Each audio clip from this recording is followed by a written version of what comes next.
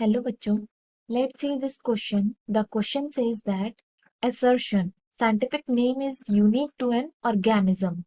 Reason, scientific names are given to an organism based on agreed principles and criteria for their universal acceptability. इसमें हमें एक assertion दिया है, एक reason दिया है. assertion ये दिया है कि जो scientific name होते हैं organism के, ये unique होते हैं. तो हमें बताना है ये statement correct है या नहीं. इसका रीजन दिया गया है कि जो साइंटिफिक नेम्स होते हैं किसी ऑर्गेनिज्म को जो दिए जाते हैं वो कुछ एग्रीड प्रिंसिपल्स और क्राइटेरिया पे बेस्ड होते हैं. अब हमें ऑप्शंस दिए हैं ए, बी, सी एंड डी. इसमें हमें बताना है ए है कि बोथ असर्शन और रीजन ट्रू है और रीजन करेक्ट एक्सप्लेनेशन है असर्शन का. बी कि अगर हमारा असर्शन और रीजन दोनों ट्रू है लेकिन रीजन का जो एक्सप्लेनेशन दिया गया है वो इनकरेक्ट है. सी assertion ट्रू है लेकिन रीजन फॉल्स है. D assertion is false but reason is true. तो हम की कंसेप्ट देखते हैं.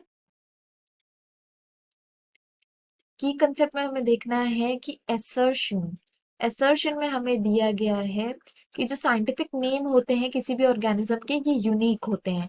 तो यस, जितने भी साइंटिफिक नेम दिए गए हैं ऑर्गेनिजम्स को ये यूनिक होते हैं.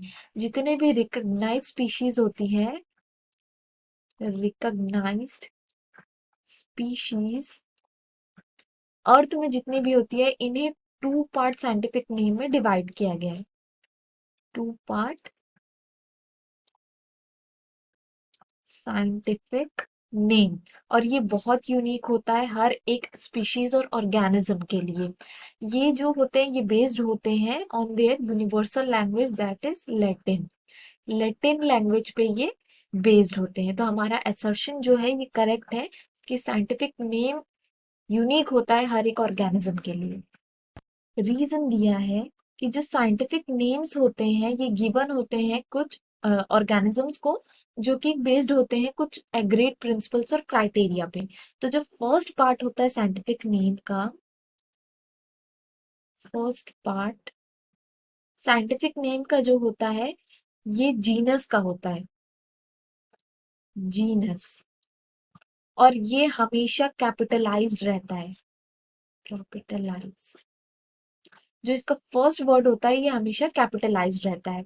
जो सेकंड पार्ट होता है, सेकंड पार्ट ये स्पीशीज का होता है. स्पीशीज जो कि एपिथेट होता है. ये हमेशा लैटिन में लिखा जाता है. और इसके दो पार्ट होते हैं. फर्स्ट पार्ट जो कि जीनस का होता है और सेकंड पार्ट जो है ये स्पीशीज का होता है. सो रीजन भी करेक्ट होगा कि साइंटिफिक नेम जो दिए जाते हैं ऑर्गेनिज्म को ये बेस्ड होते हैं कुछ एग्रीड प्रिंसिपल्स और क्राइटेरिया पे फॉर देयर यूनिवर्सल एक्सेप्टेबिलिटी. अब हमें दिए गए ऑप्शंस में से हमें करेक्ट ऑप्शन देखना है. ऑप्शन ए है if both assertion and reason are true. मतलब कि असर्शन और रीजन हमारा दोनों करेक्ट है और जो रीजन है वही करेक्ट एक्सप्लेनेशन है असर्शन का. तो ये हमारा करेक्ट होगा क्योंकि हमारा असर्शन और रीजन करेक्ट है और जो रीजन का एक्सप्लेनेशन दिया गया है असर्शन के लिए वो भी करेक्ट है. बी ये हमारा इनकरेक्ट होगा क्योंकि इसमें दिया है असर्शन और रीजन दोनों करेक्ट है लेकिन रीजन का जो एक्सप्लेनेशन है वो करेक्ट नहीं है असर्शन के लिए. तो ये हमारा इनकरेक्ट होगा. सी कि असर्शन ट्रू है लेकिन रीजन फॉल्स है जबकि हमारे असर्शन और रीजन दोनों करेक्ट है. तो सी भी इनकरेक्ट होगा. डी है कि असर्शन फॉल्स है लेकिन रीजन ट्रू है.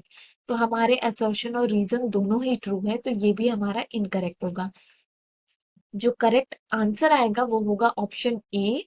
If both assertion and reason are true and reason is the correct explanation of assertion. Hope you understood it well. Best of luck. Thank you.